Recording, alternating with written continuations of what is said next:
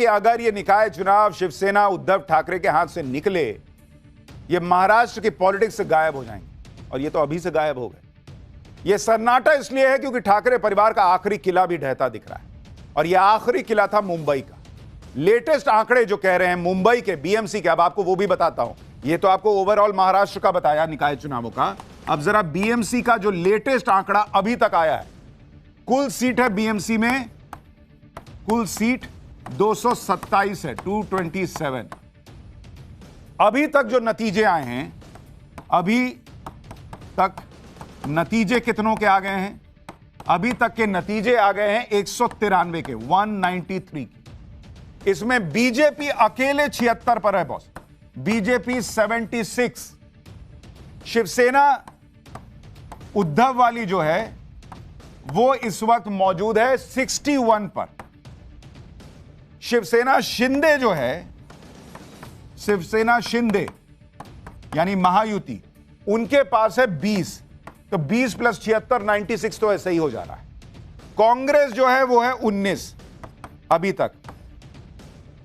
MNS जो है राज ठाकरे की पार्टी, मात्र 6 सीट पे पहुंच, डबल डिजिट में नहीं पहुंचा। एनसीपी अजीत पवार ये भी महायुति के हैं, तो इनकी 2 भी जोड़ दीजिए तो 98 हो गया। और सपा जो है वो 2, और एनसीपी शरद पवार जो है वो है 1 सीट पर। और सुनिए, अभी ओवैसी जो है वो 8 सीट पर है, 8। इसलिए कहा जा रहा है कि ये जो मुंबई का सबसे बड़ा चुनाव था, लास्ट चुनाव शिवसेना उद्धव गुट के लिए, वो भी उनके हाथ से निकल गया बॉस। अगर गठबंधन के हिसाब से देखें तो बीएमसी में बीजेपी और शिवसेना शिंदे का गठबंधन है। अजीत पवार अलग लड़े थे, उधर उद्धव ठाकरे राज ठाकरे का गठबंधन था, शरद पवार इनके साथ थे, लेकिन कांग्रेस अलग चुनाव लड़ी। अब गठबंधन के हिसाब से अगर आप देखिएगा तो बीजेपी प्लस 96 पर है, एनसीपी अजीत पवार 2, उद्धव गठबंधन 68 पर है, कांग्रेस 19 पर, सपा 2 और एआईएमआईएम अभी 8 पर है। काउंटिंग अभी चल रही है, जैसे ही फाइनल आंकड़ा आएगा हम आपको उसके बारे में भी बताएंगे। लेकिन बड़ी बात यह है कि बीजेपी सबसे बड़ी पार्टी बनकर उभरी है, उसके गठबंधन को बीएमसी में क्लियर कट लीड दिख रही है अभी तक। और जो ठाकरे परिवार मुंबई की राजनीति को अपना किला मानता था, वो किला ढहता हुआ साफ साफ दिख रहा है। और यह सब तब हुआ जब अपना किला बचाने के लिए उद्धव ठाकरे और राज ठाकरे दुश्मनी भूल गए, एक साथ आ गए। क्या क्या नहीं किए ये लोग। नरेंद्र मोदी पर हमले किए गए, मोदी के हिंदुत्व को कोसा। उद्धव ठाकरे ने यह कहा कि बीजेपी उन्हें हिंदुत्व का पाठ न पढ़ाए। दोनों ठाकरे भाइयों ने मुंबई में हिंदी बनाम मराठी का कार्ड खेला। राज ठाकरे ने उत्तर भारतीयों को लात मारने की धमकी दी। राज ठाकरे ने दक्षिण भारतीयों की पुंगी बजा देने की बात कही। लेकिन मुंबई की पब्लिक ना हिंदी मराठी में बटी, ना क्षेत्रवाद पर बटी। उसने ठाकरे भाइयों की इस पॉलिटिक्स को करारा जवाब दिया। वरना ये वो बीएमसी है जहां 25 साल से शिवसेना का राज था। आज शिवसेना लुढ़क कर नीचे आ गई। आप सुनिए महाराष्ट्र के चुनाव जीतने के लिए राज ठाकरे कैसे कैसे बयान दे रहे।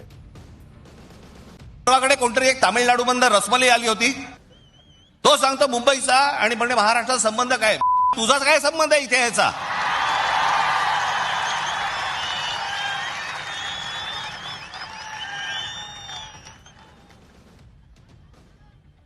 यांच्यासाठीच माननीय बाळासाहेब बोलले होते, हटाव लुंगी आणि बजाव पुंगी.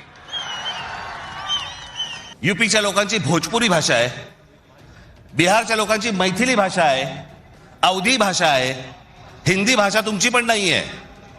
माझा कुठच्या भाषेवर राग नाही, परंतु तुम्ही आमच्यावरती लादणार असाल तर लाथच मारू. लात मारने, गाली देने, इस पॉलिटिक्स को महाराष्ट्र के लोग पसंद नहीं करते। वो राज ठाकरे को वो पहले भी समझा चुके थे, और इसीलिए राज ठाकरे का कोई एक विधायक तक नहीं है राज्य में। लेकिन वो कुछ नहीं सीखे, कुछ नहीं समझे, और इसीलिए आप देखिए बीएमसी चुनाव में भी, पूरे महाराष्ट्र में तो एमएनएस खत्म ही मामला है, बीएमसी में भी आप देखिएगा, बीएमसी में राज ठाकरे, जरा इनका प्रदर्शन आप देखिए कि इन्होंने क्या ही इस बार तीर मार लिया। ये लड़े कितने पे?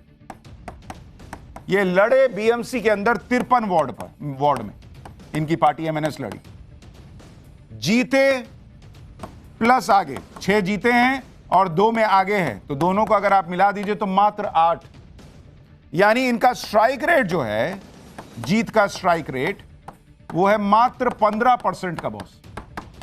15%। 15% जीत का स्ट्राइक रेट है। अब बातें करा लीजिए बॉस की, इसको मार दूंगा, उसको ये कर दूंगा, उसको वो कर दूंगा। ये है बॉस पब्लिक आपको कोहनी मार रही है आपकी पार्टी को। सोचिए उन राज ठाकरे का हाल है जो ऐसी ऐसी बातें कर रहे थे जैसे पूरी मुंबई के ठेकेदार यही हैं। उत्तर भारत से आने वाला, दक्षिण भारत से आने वाला वो हाड़ मांस का इंसान नहीं है। वो महाराष्ट्र में अगर काम करता है तो महाराष्ट्र का फायदा नहीं होता है, महाराष्ट्र की अर्थव्यवस्था में योगदान नहीं दे रहा है, वो टैक्स नहीं चुकाता है क्या? लेकिन गरीब है बेचारा, तो इनके एमएनएस के गुंडे निकलते हैं, मार देते हैं, लपड़िया दिए, 5-25 लोग चले गए, एक आदमी को पकड़ के उसको थप्पड़ थप्पड़ मार दिए, वीडियो बना दिए और महाराष्ट्र के लोगों को दिखा रहे कि देखो मैं तुम्हारा सबसे बड़ा ठेकेदार हूं। महाराष्ट्र की पब्लिक ने कहा हमको ऐसा ठेकेदार नहीं चाहिए, घर बैठो तुम। बैठा दिया घर पे पूरे महाराष्ट्र के निकाय चुनावों में। और पहले भी इनको रिजेक्ट किया है। राज ठाकरे विधायक जीरो है इनका, सांसद जीरो है इनका, बाहर पार्टी जीरो है इनकी, ना कोई विधायक, ना कोई सांसद, ना महाराष्ट्र की राजनीति में कोई हैसियत, ना ही मुंबई में कोई धाक। पहचान क्या है इनकी? बाला साहब ठाकरे के, आदरणीय बाला साहब ठाकरे के भतीजे हैं। और क्या पहचान है इनकी? फिर भी राज ठाकरे बातें ऐसी कर रहे थे जैसे बाप रे बाप, मुंबई क्या पूरे महाराष्ट्र में इनसे बड़ा कोई नेता ना हो। राज ठाकरे को उनकी सियासी हैसियत तो अन्नामलाई ने दिखा दी। जिन अन्नामलाई को राज ठाकरे मंच से गाली दे रहे थे, जिस अन्नामलाई को रसमलाई कह रहे थे, उन अन्नामलाई ने जिस जिस जगह प्रचार किया वहां राज ठाकरे की राजनीति का रसमलाई ने रसगुल्ला बना के छोड़ दिया। राज ठाकरे ने सोचा होगा कि अन्नामलाई को गाली देकर रसमलाई बोलने से मराठी पब्लिक खुश हो जाएगी, लेकिन ऐसा हुआ नहीं। पब्लिक जिस कैंडिडेट के लिए अन्नामलाई ने प्रचार किया था और प्रचार के दौरान मुंबई को इंटरनेशनल शहर बताया था, ना सिर्फ वो कैंडिडेट जीता बल्कि अन्नामलाई ने जहां जहां प्रचार किया वहां बीजेपी जीती। आप देखिए, अन्नामलाई ने मुंबई के वार्ड नंबर 19, वार्ड नंबर 35 और वार्ड नंबर 47 में प्रचार किया। तीनों वार्ड में बीजेपी के उम्मीदवार को शानदार जीत मिली है। क्या हुआ फिर? रसमलाई करते रह गए, पब्लिक ने आपकी पॉलिटिक्स का रसगुल्ला बना के छोड़ दिया। जिन अन्नामलाई को ये लोग जीरो बता रहे थे, जिनको गाली दे रहे थे, वो अन्नामलाई आज हीरो हो गए और मजाक उड़ा रहे हैं लोग उनका जो रसमलाई बता रहे थे। इंडी वालों के कैसे कैसे मीम्स बन रहे हैं आप देखिए। भाई एआई का जमाना है, पब्लिक बहुत निर्मम हो रखी है, तुरंत 2 मिनट में मीम छाप देती है।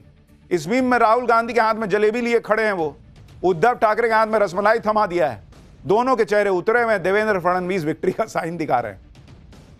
एक और मीम देखिए, इसमें अन्नामलाई हाथ में रसमलाई लेके खड़े हैं, उनके पीछे पीएम मोदी, अमित शाह, देवेंद्र फडणवीस, नीतीश राणे खड़े, सब हंस रहे हैं क्योंकि राज ठाकरे ने अन्नामलाई को रसमलाई कहा था।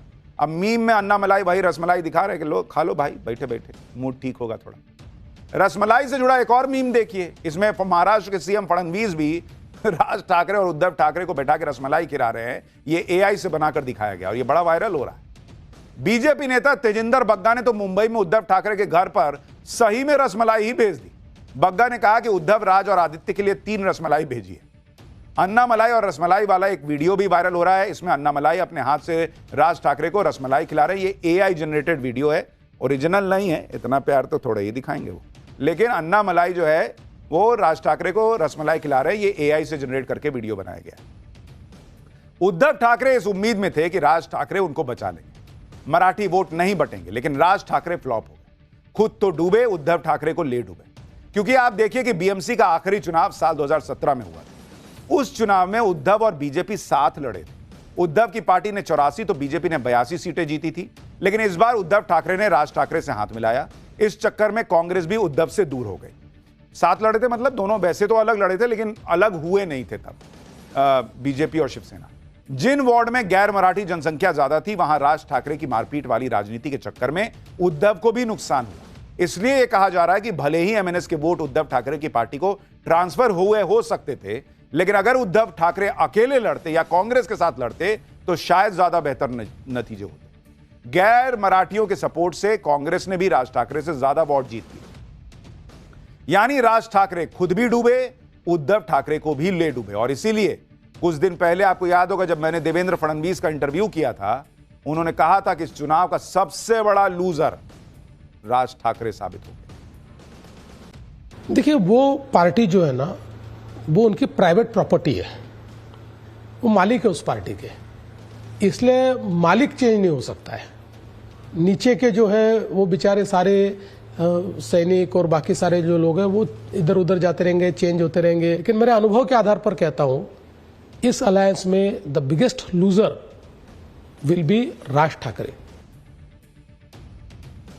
बीएमसी चुनाव में प्रचार के दौरान राज ठाकरे ने दक्षिण भारतीयों के खिलाफ लुंगी हटाओ पुंगी बजाओ वाला बयान दिया था। इस पर भी मीम बन रहे हैं। अब जैसे ये मीम देखिए, इसमें राज ठाकरे को ही लुंगी पहने हुए दिखा दिया है लोगों ने। राज ठाकरे लुंगी पहनकर डांस के एक्शन में दिख रहे हैं। ये सोशल मीडिया पे लोग वायरल कर रहे हैं। राज ठाकरे ने उद्धव को डुबा दिया, इस पर भी मीम बन रहे हैं। एक मीम में दिखाया गया है कि उद्धव ठाकरे डूब रहे हैं और बीएमसी ने बीजेपी को जिता दिया है। वहीं राज ठाकरे और कांग्रेस की सुप्रिया श्रीनेत उद्धव के डूबने पर खुश होते दिख रहे हैं और वो तो रसातल में है, ये दिखाया गया है। बीएमसी चुनाव में कांग्रेस के परफॉर्मेंस पर भी लोगों ने खूब मजाक उड़ाया। एक मीम में राहुल गांधी को जीरो चेक करते हुए दिखाया गया है। लेकिन महाराष्ट्र निकाय चुनाव में हार के बाद कांग्रेस ने फिर से वोट चोरी का आरोप लगा दिया। लोगों ने इस पर भी जबरदस्त खिंचाई कर दी। एक वीडियो बना दिया एआई से और कहा कि भाई देखो, राहुल गांधी, जयराम रमेश, सुप्रिया श्रीनेत, पवन खेड़ा सब जो है इस वक्त बहाने ढूंढ रहे होंगे कि क्या बताएं कि क्या हुआ है। कांग्रेस और इंडी वाले जब भी हारते हैं कोई ना कोई बहाना लेकर आ ही जाते हैं। महाराष्ट्र में भी ऐसा ही उन्होंने किया। आज सुबह जब निकाय चुनाव के नतीजे आ रहे थे, उसी दौरान राहुल गांधी ने वोटिंग के दौरान स्याही मिटने का आरोप लगा दिया, वोट चोरी बता दिए। कांग्रेस नेता सचिन सावंत ने चुनाव में इस्तेमाल मशीन को दोष दिया। यह भी कहा कि वीवीपैट का इस्तेमाल होना चाहिए था। इस तरह शिवसेना यूबीटी के नेता संजय राउत ने ईवीएम को दोष दिया। यह भी दावा किया कि मुंबई महापालिका के कमिश्नर से मिलकर बीजेपी ने नतीजे सेट कर दिए। यानी वही पुरानी स्क्रिप्ट, वही पुरानी बहानेबाजी, वही पुराना राग, कुछ नहीं बदला है बॉस इनका। और इसीलिए पब्लिक का मन नहीं बदलता कि कैसे वो नरेंद्र मोदी और देवेंद्र फडणवीस को वोट ना करें। आप सुनिए संजय राउत कैसे तर्क दे रहे हैं। ऐसे एरिया से गायब हो गए जहां शिवसेना को या महाराष्ट्र नवनिर्माण सेना को या कांग्रेस को वोट हुए, वहां से हजारों लोगों के नाम गायब हो गए हैं। ये पहली बात। दूसरी बात, ईवीएम मशीन बार बार बंद होती रही बहुत से प्रभागों में। जहां राष्ट्रवादी कांग्रेस को बटन दबाया गया है, वहां कमल के ऊपर लाइट ऑन होती है। वैसा मशाल का हो गया, वैसा इंजन का हो गया। कल शाम को 6 बजे तुरंत ये वोटिंग खत्म होने के बाद मुंबई महापालिका के कमिश्नर और बीजेपी के लोगों में, वरिष्ठ लोगों में एक मीटिंग हो गई। क्यों हो गई और क्या तय करते हो? आज का जो रिजल्ट है वो आपने तय किया। ये बहुत गंभीर बात है। अब आप सोचिए, कोई सिर पैर है इस बात का। एक तरफ संजय राउत कह रहे हैं कि वोट पड़ रहा था, मान लीजिए उद्धव ठाकरे की शिवसेना को, वोट पड़ रहा था मान लीजिए शरद पवार की एनसीपी को, और लाइट जल रहा था बीजेपी का। अब फिर दूसरी बात में कह रहे हैं कि महानगर पालिका के कमिश्नर से शाम में 6:30 बजे मीटिंग की 1-1.5 घंटे का और पूरा चुनाव का नतीजा सेट कर दिया। भाई अगर ईवीएम में ही गड़बड़ी हो रखी थी तो भाई कमिश्नर की जरूरत ही नहीं पड़नी थी। और अगर कमिश्नर की जरूरत पड़ रही है, वहां से खेला हुआ है इनके हिसाब से, तो फिर ईवीएम सही था। कुछ भी बोल देना है भाई इन लोगों को। और अगर ईवीएम गड़बड़ था तो कल नहीं काहे नहीं हंगामा मचाए? क्यों आपने आपका जहां, मैंने आपको पहले भी बताया कि हर ईवीएम जो है वो सील होने के पहले साइन लिया जाता है सबसे कि देखो तुम्हारे सामने सब ठीक से हुआ कि नहीं। वोटिंग शुरू होने के पहले मॉक पोल होता है, चेक कराया जाता है कि देखो ठीक से काम कर रहा है कि नहीं। लेकिन इनको पता है पब्लिक नकार चुकी है, नेता नीचे का नकार देगा, इसलिए कुछ भी बहानेबाजी करो। और इस तरह के बयान बता रहे हैं कि इंडी गठबंधन शिकायत के मोड में ही रहेगा, ये सुधारने वाले मोड में नहीं आ सकता। उन्हें कम से कम अपने सहयोगियों की ही सलाह सुन लेनी चाहिए। सुनिए अखिलेश यादव ने उनको क्या कहा है। वो कह रहे हैं कि बीजेपी को ऐसे हराना संभव नहीं है। बीजेपी प्रोफेशनल तरीके से चुनाव लड़ती है। बीजेपी एक एक डेटा के मुताबिक चुनाव लड़ती है। यानी अखिलेश यादव ने कहा कि बीजेपी से बहुत कुछ सीखा जा सकता है, क्योंकि बीजेपी एक एक पॉइंट समझ के फैसले लेती है। सुनिए एक बार अखिलेश यादव को।